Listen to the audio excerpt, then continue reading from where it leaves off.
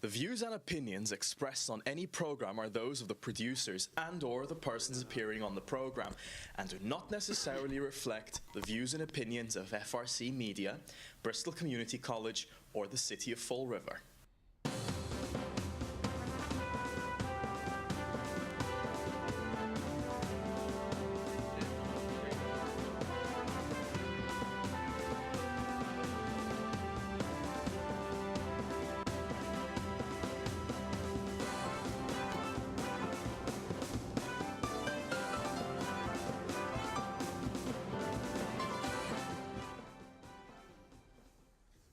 Well, welcome to Spindle City Straight Talk. I'm Chip. I'm CJ. And I'm Carlos. And it's Monday, the big day. Our monitor's not working, but that's okay. The mayor of the Flint. The monitor's not working, so forgive us if we're like behind them. We didn't even know we were on the air yet, but live television has its pros and cons. So this is it, the big day. Everybody batten down the hatches. You know, hey, that was me on Friday. I don't have a roof anymore. I know. Well, you know, the thing is that now it's going to be relentless. It's going to be worse than the Super Bowl. We're going to get more commercials than the Super Bowl here. I woke up this morning to children telling me how in order to compete in a global economy, they need a new building. I don't know what that's got to do with educational attainment, because there are a lot of third world countries that produce very intelligent children. It's kind of that's kind of like evading the issue, which they've done for this entire procedure, but this process. But again, tomorrow's the big day. Get out and vote, and read my letter to the editor on Facebook, because it didn't get in the paper.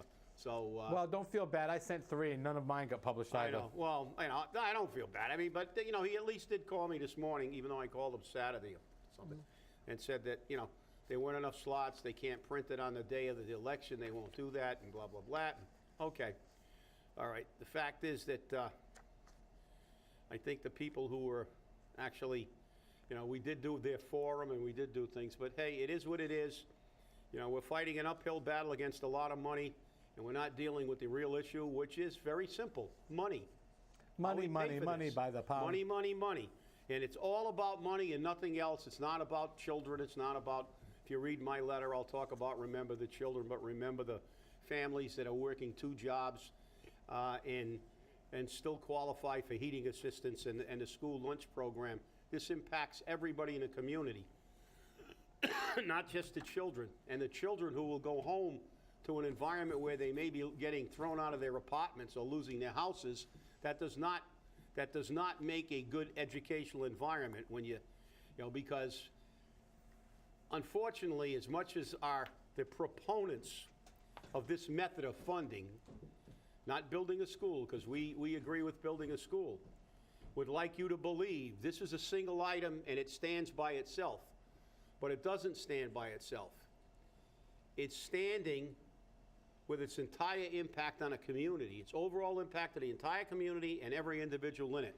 That's the parents of these children, the taxpayers, and the people who are living in a community that, frankly, is economically depressed.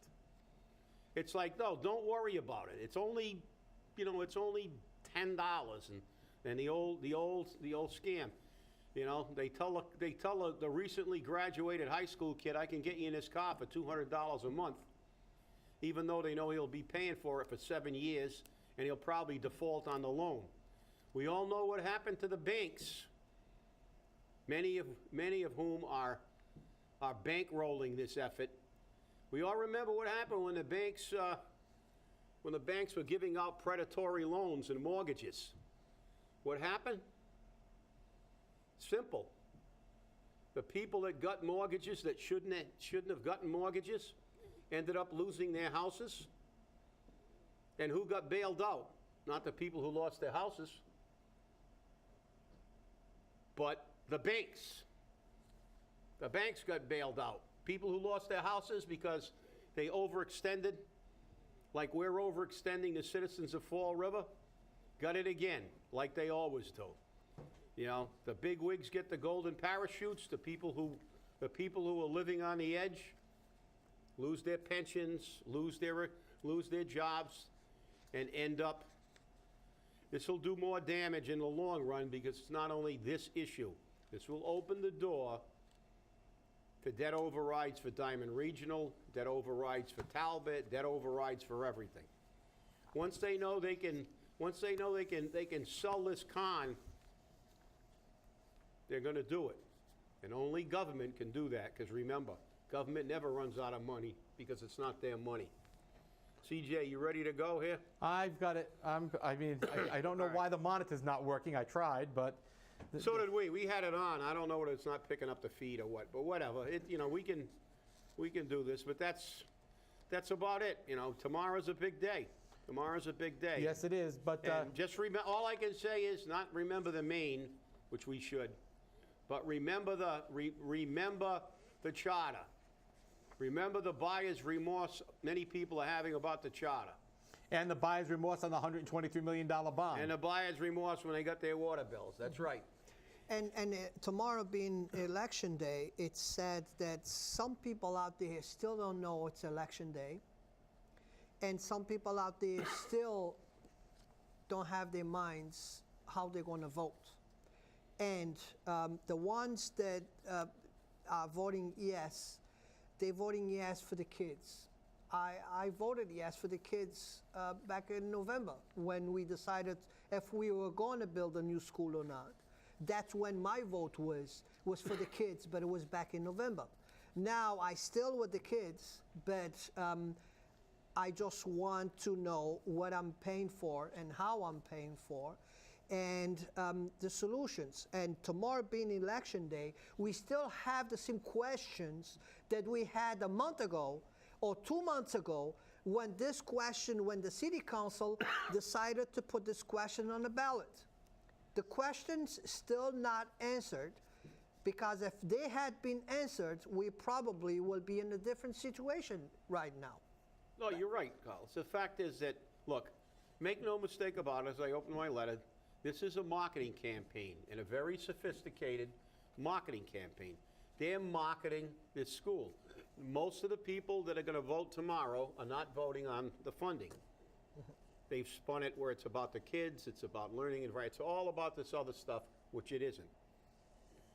The problem is that they frame it in a really slick campaign, and it's like, okay, they parade all the children out, just like if it was a fire station, they'd have the fire engines out in front, and they'd have pictures of the leaky roofs.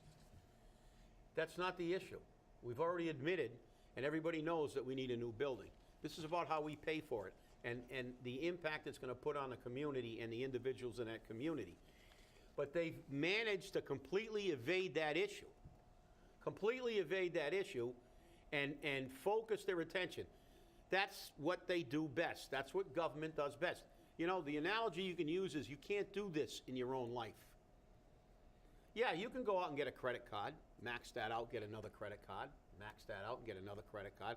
Then ultimately, you won't be able to get any credit. Mm-hmm. And ultimately, you will go into bankruptcy. Mm-hmm. But cities don't do that. They get debt exclusions, tax the people more, and until the city ultimately, and there have been cities like Chelsea that went into receivership.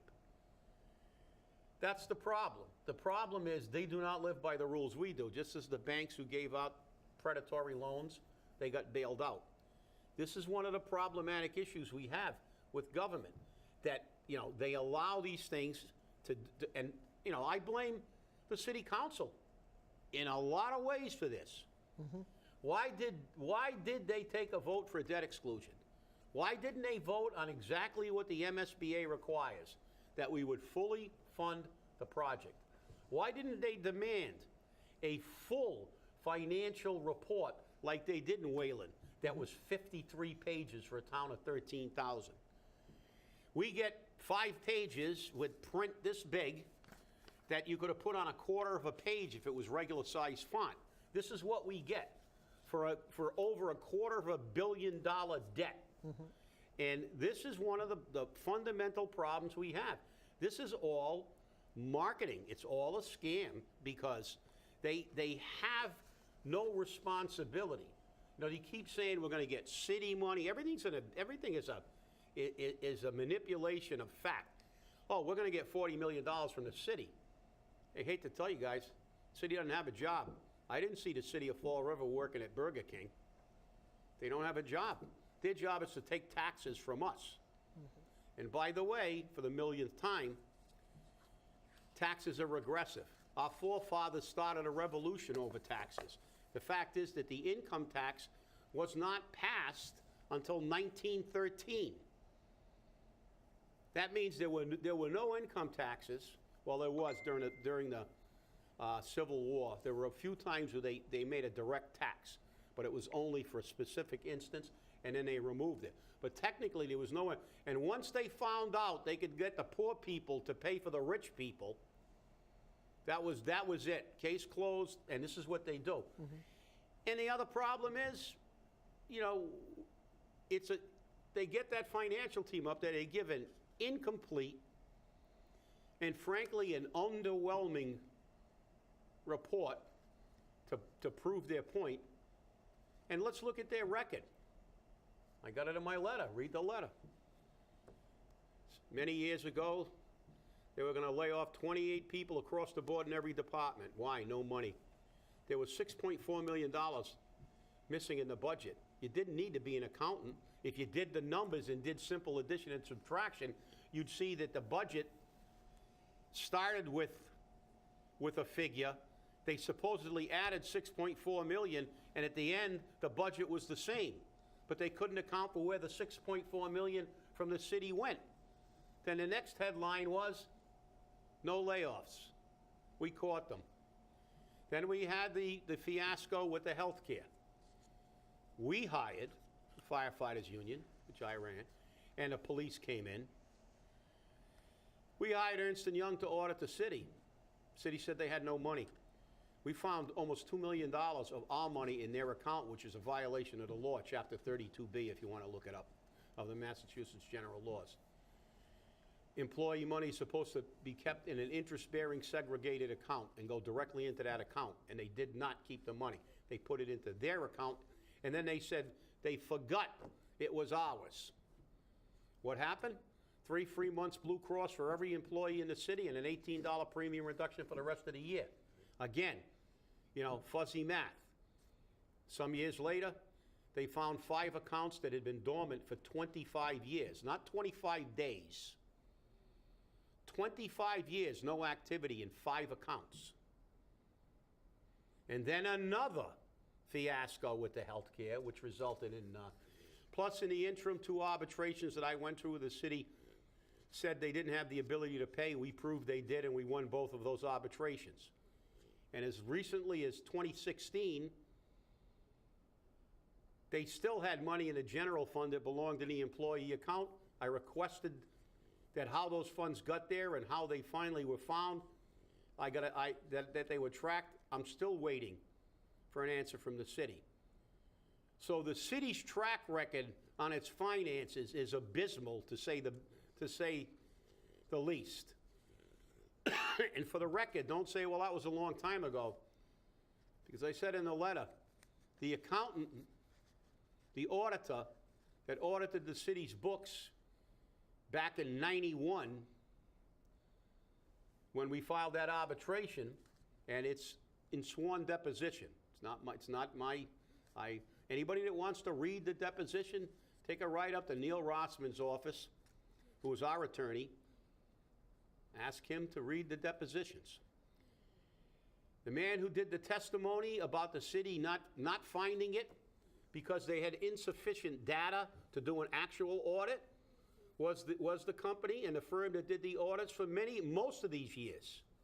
It might sound familiar. Bruce Haig of Haig and Sahadi. Yes, I heard you in that. I heard you in the control room there. Yes, that. Not Mary Sahadi. Oh my God. Yes, that company, and they missed it. And look, I'm not,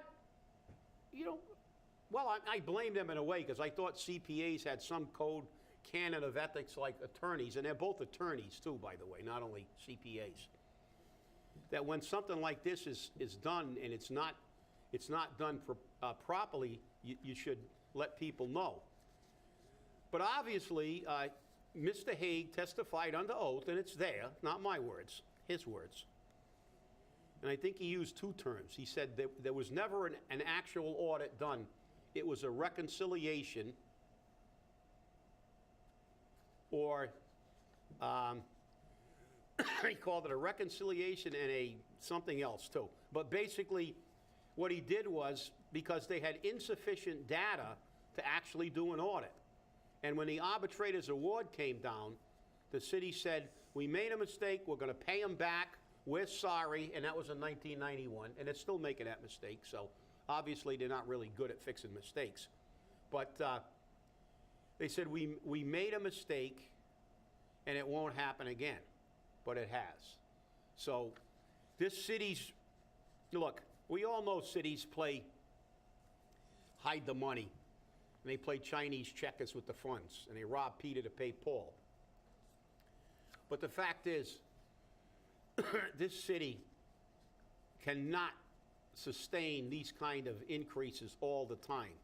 A complete maximum 2.5 tax, shift of the tax factor to the residential tax factor, $123 million bond for water on a city. And you know what this city's going to end up? As Milton Friedman once said, you can't tax your way to prosperity. This city's going to end up not like Newton, not like Cambridge. We're going to end up like Flint, Michigan, and Detroit, where they were selling houses for $1 and couldn't sell them because the community was so depressed. And that's our problem, though. We can't get out of our own way. Yeah. And the worst thing about it is the voters can't get out of their own way. Oh, well, I've got to vote for Leo Pelletier because he has a nice chow mein sandwich. Oh, I got to vote for Pamela Liberté LeBeau because she's so nice and sweet. You know what? You don't have to do anything but be white or be black or be green or be yellow. But all you got to do is breathe or die. That's it. Those are the 2 things you have to do. You have to breathe and you have to die. That's it. You know, CJ, another fact that I have mentioned a couple of times. My properties, I have here, I have in another state, and I have out of the country. This, I pay more in Fall River, being the poorest city that I own property. I pay more tax here than I pay in any other property. So that just tells you that the people that actually that can pay and can afford more tax, they tax are lower than Fall River. That's a fact. That's a perfect example. Perfect example is Newton. Exactly, perfect example. So one good thing that I have to say about the people that are voting no is how educated on the or informed they are on this vote, because they know that even voting no, that this school is going to be built. And what I would like you guys probably to once again explain to people listening to us is, if the vote wins, if the no vote wins, we still can build, and we still have those 100 days, not to fund the money to pay for, but we have 100 days to go to the state and accept the money and tell them that we will fund the money to pay for our part, right? Absolutely. You know, and you know, like you said, there's no, you know, this 100-day deal is, you know, there's no time. That's plenty of time. They always treat it like we got a gun to our head. Exactly, and that's the MO. You know, the fact is that, look, when we did the audit of the city of Fall River's healthcare fund, and we brought in Ernst & Young, one of the premier accounting firms in the nation, we had a senior accountant named Jerry McGovern at the time who had done a complete audit of the state of Tennessee, $1 trillion audit. These guys are professionals. Maybe the people that we're giving $40,000 pay raises aren't professional enough to do this. They're overwhelmed by it. But there are people who do this on a daily basis.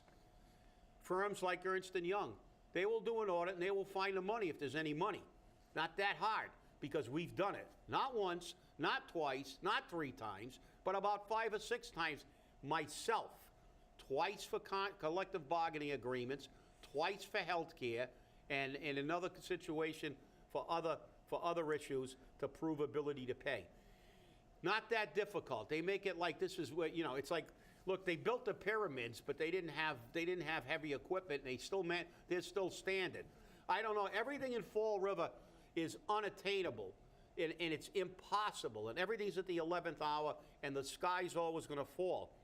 But the reality is, this is the way we do business. And it's not only the movers and the shakers who are behind this. This is the way this city's been run for years. We look at this article about the lawsuit, and we see Judge Macy saying, I have little confidence that one way or another, whatever we introduce won't be released, even though it shouldn't be. Well, former Judge Macy, I will have to quote the other judge and say, shame on them, shame on you. You're a judge. You should have known better. You should have known that these things, have to be shared. And as the judge said, this is a quote, it is serving the general public's needs, and under our laws, as we know, under a democracy, government is supposed to be open and transparent, unquote, Weeks said. Then another quote, this is about two people, the city administrator and the mayor, treating city business as public officials, an elected official and an appointed official, trusted officials, as the Viveris Career Incorporated, not the city of Fall River. And that's the problem. The problem is that there's never been any. We've always had, a certain cadre of very well-to-do movers and shakers who have done things. And, okay. But remember the people. Remember the $13 an hour janitor that you walk by that has to make ends meet under this relentless assault. Because, remember, most of the people involved in this are either children who are not affected by the taxes but don't even understand they will be indirectly. Maybe they won't. Because all the kids I see are from relatively affluent families. I don't see anybody who's on the school lunch program and who's living in an apartment on these commercials. So it truly is a class issue here. And the problem is the majority of Fall River are not the people who are behind this. They're the people who, when this is passed and the impact of this is truly felt on the most vulnerable and the poorest in our community, they're going to get in their cars and drive to Dartmouth, to Westport, to Rehoboth, to Carver, and it's not going to hurt them.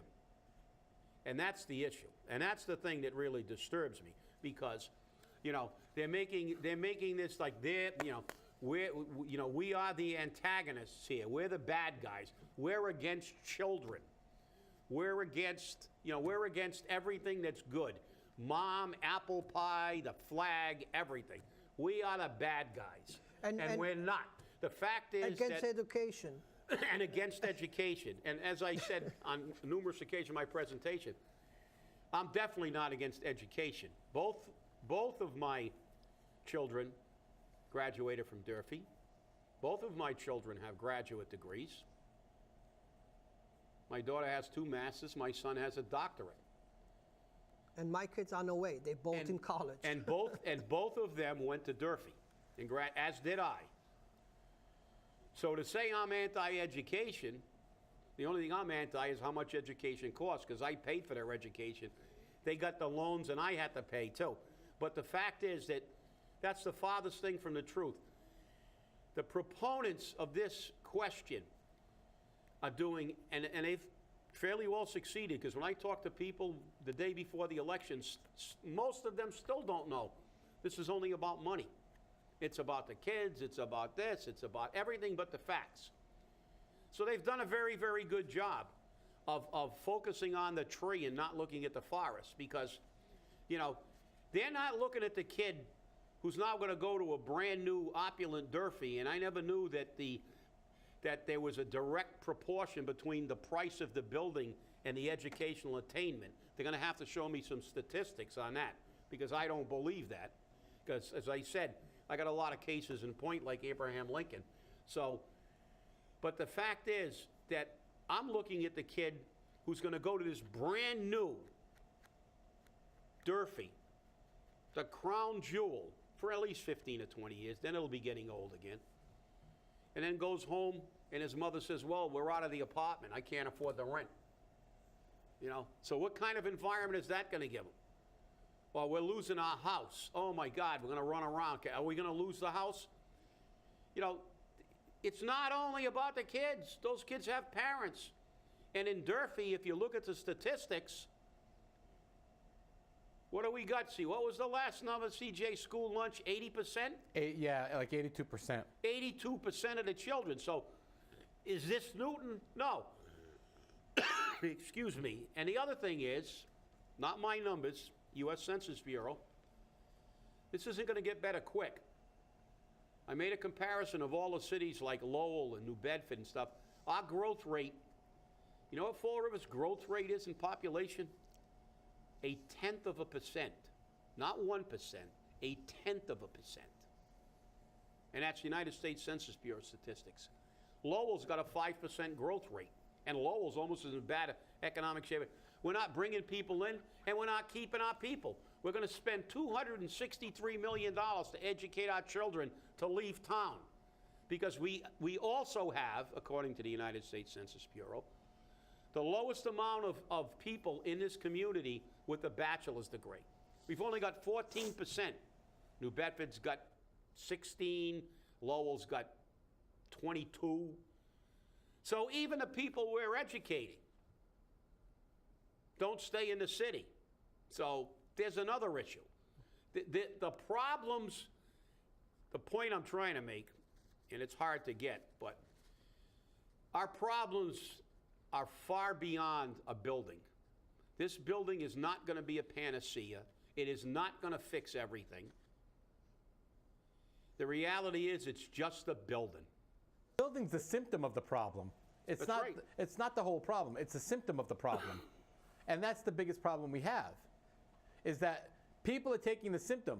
And I mean, you looked at what happened on Friday. Friday we had a major storm. I mean, I lost my roof, and what did those kids and teachers do while they were in school?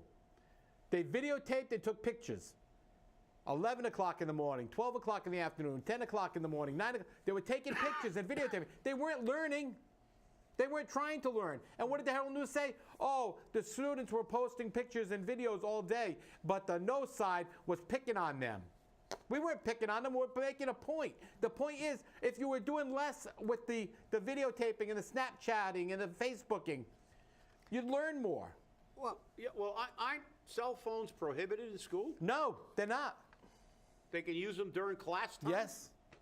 Well, there's a great educational asset, since learning time is the most critical thing in education. But, you know, again, posting pictures of what? By their own admission, and, you know, we were all there at their presentations, these problems have been going on for years. That ceiling has been collapsing for years. This isn't something, and as my question was, why didn't they do something about it 10 years ago? Why didn't they try to do something? Oh, we did. Well, you got to keep doing it. If your house roof leaks like yours is, you got to do something about it. And I'm trying to do it now. Wait? Are we going to try to get a debt exclusion for you? You're going to wait 15 or 20 years to fix your roof? You can't. And you know something? We get back to another thing they're trying to cover up again. Yeah. Lack of maintenance. And the last thing, we should be on the last couple of minutes of the show. I just want to tell people. Last 10 seconds. I just want to tell people that when you go out and vote no, you're just stopping people to put their hands on your pocket. You can still build this school, but you're going to open your wallets and you're going to see how much you can afford to pay for it. That's my last word. And that's it. And that's the way it is. So remember, people, go out tomorrow, cast your ballot. Please vote your conscience, vote with your pocketbook. This isn't about the children. It's not about a building. It's about finances. And if you don't like it, go to Russia. Thank you, Superintendent Malone. Hey, we'll see you on Wednesday. We'll talk about the vote, and we'll talk about a few other things. Have a great day. Thank you.